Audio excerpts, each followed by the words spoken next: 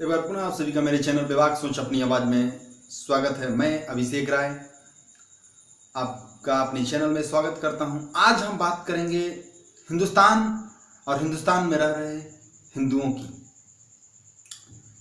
वैसे तो हमारा देश 1947 में ही हमें आज़ादी मिली और आज़ादी मिलने के बाद से हमेशा से ये न्यूज़ों में हर जगह पेपर वगैरह में किसी के भाषण में मैं सुनता आया हूं कि हम असुरक्षित फील कर रहे हैं यहाँ पे। लेकिन अगर वास्तविकता देखी जाए, अगर सच्चाई देखी जाए तो हिंदुस्तान में हिंदुस्तान का हिंदू ही असुरक्षित है, हिंदू ही यहाँ पे असुरक्षित है। यह सच्चाई है हमारे देश की, इससे कोई मुकर नहीं सकता है। जब जब बंटवारा हुआ है हमारे देश का, इतिहास में जब से भारत का बंटवारा हुआ है तब से जो भी नए देश बने, वो जो हिंदुस्तान से अलग होकर जो भी नए देश बने हैं वो मुस्लिम देश बने हैं। इससे मुझे कोई आपत्ति नहीं है। जो हुआ इतिहास को तो हम लोग बदल नहीं सकते हैं, तो फिर उसके बारे में बात करना तो मूर्खता होगी।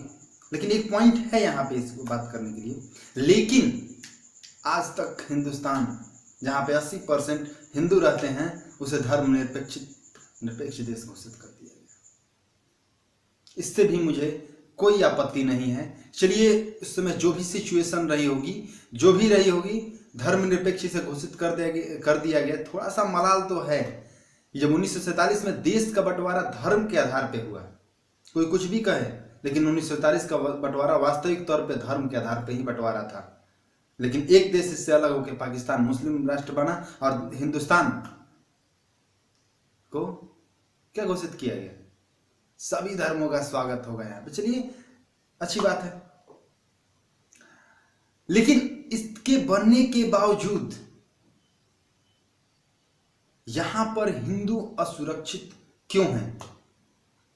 यहां पर अपने देश में हिंदुओं का इतना अपमान क्यों है? हर तरीके से, हर जगह से हिंदुओं का अपमान किया जाता है।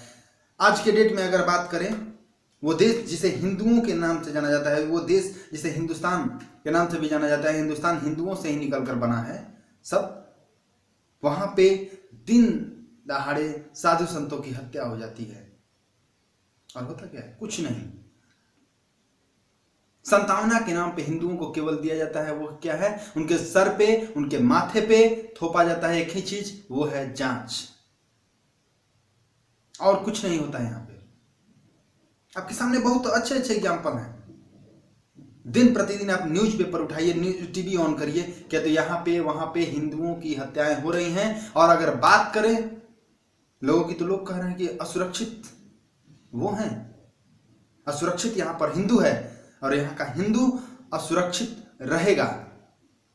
क्योंकि सरकारें आती हैं जाती हैं, कोई भी किसी भी सरकार के विधायक मंत्री को मैंने कहते हुए कभी नहीं सुना। कितनी तो सरकारें हैं जिनमें कहा जाता है कि यहाँ के संसाधनों पे सबसे पहला हक मुस्लिमों का है। क्यों? तब हिंदू किस लिए इस देश में रह रहा है? जो सरकार 100 करोड़ हिंदुओं के दम पे बनी है, वो सरकार कहती है कि यहाँ के संसाधनों पे सबसे पहला हक मुस्लिमों का है। आपत्ति तो है इस बात में, मुझे आपत्ति है, आपत्ति रहेगी। क्यों यहाँ के 100 करोड़ हिंदुओं का संसाधनों पर कोई हक नहीं है, मुस्लिमों का हक है उस पर? क्यों? आखिर सरकार का कोई मंत्री, कोई ये क्यों कहता है? और सरकारें आती हैं, वो अपने आप को जातिगत व्यवस्था से बांट के चलती हैं। हिंदुत्व नहीं देखना, सरकार ही आपको जाति और धर्म पे बांट रही है। जाति के आधार पे तो हमको ऐसे ही बांट दिया गया है। सरकार कहती है कि ये सरकार इनकी, मुस्लिमों की है, ये सरकार इनकी है, इससे कोई लेना देना नहीं है। चलिए, आपकी सोच है, आप उसे जो कहिए, उसे मुझे कोई आपत्ति नहीं है। मैं किसी के विरोध में नहीं हूँ। लेकिन हाँ, इस वीडियो के माध्यम से मैं अपने हिंदू धर्म के पक्ष में हूँ और बोलने का अधिकार इतना तो है। मैं किसी का विरोध नहीं कर सकता, मैं किसी के बारे में अनाप शनाप नहीं बोल सकता हूँ।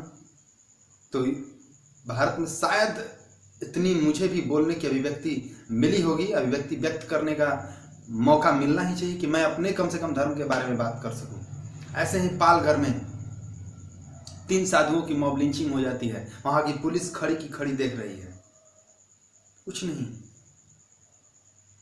वहीं दूसरी जगह पे तुरंत निकाल के हम लोग रिवॉल्वर चला देते हैं, लेकिन वहां पे भीड़ 300 की लाठी डंडे से साधुओं की मारकर हत्या कर देती है। और क्या होता है, अभी चार्जशीट में शायद मैंने सुना है, अभी 3 दिन या 4 दिन पहले दाखिल हुआ है कि उसमें गलती से, कंफ्यूजन से हो गया था, संदेह पूर्वक उन भीड़ ने 3 साधुओं को मार दिया। वो संदेह पूर्वक नहीं था, वो गुस्सा था भगवा को लेकर। वो संदेहपूर्ण नहीं है, मैं उसे संदेहपूर्ण नहीं कहता हूं, मैं उसे भगवा के खिलाफ एक आवाज कहता हूं। ऐसे ही हिंदुओं के सबसे मुखर आवाज कमलेश तिवारी जी की हत्या हो जाती है। क्या होता है, आज तक कुछ न्याय मिला? आज तक जांच पर जांच हो रही, जांच पर, जबकि दोषियों को कोई सजा ही नहीं मिलती।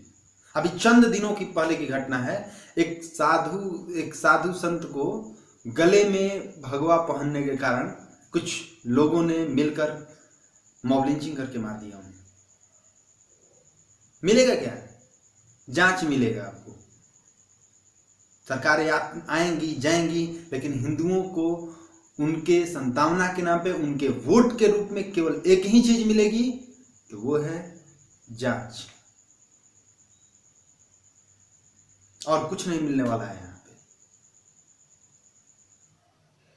हमारे कमलेश तिवारी जी, जो कि हिंदू धर्म के सबसे और हम सभी की आवाज थे, उनकी हत्या पर जब आज तक आपको जांच मिली है, तो ऐसे साधु संतों की हत्या पर आप क्या सोचते हैं, आपको न्याय मिलेगा? कभी नहीं मिल सकता है आपको न्याय। आपको न्याय नहीं मिलेगा। इसीलिए मैं कहता हूं, अभी वक्त है, जागो। कब तक सोए रहोगे तुम? अपने अधिकार के लिए, अपने हक के लिए लड़ना सीखो। अभी भी वक्त है, सुधरो। और मैं अंतिम में एक ही चीज कहना चाहता हूं कि मैं युद्ध नहीं छेड़ूंगा, लेकिन रणभूमि भी नहीं छोड़ूंगा। मैं युद्ध नहीं छेड़ूंगा, लेकिन रणभूमि भी नहीं छोड़ूंगा। और अगर किसी ने आंख उठाई हमारी तरफ, तो उसके घर में घुसकर तोड़ूंगा, उसके घर में घुस के तोड़ूंगा। वंदे मातरम। जय हिंद, जय हिंदुस्तान।